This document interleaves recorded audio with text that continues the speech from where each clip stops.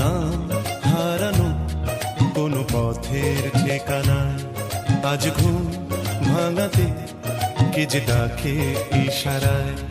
তাই রাতের শেষে রোদ্দুর এসে আমায় নিয়ে যায় না হারানো কোনো পথের ঠিকানায়, আজ ঘুম ভাঙাতে কে যে ডাকে ইশারায়। তাই রাতের শেষে রোদ্দুর এসে আমায় নিয়ে যায় না হারানো কোনো পথের ঠিকানায়, আজ ঘুম ভাঙাতে কে যে ডাকে ইশারায়।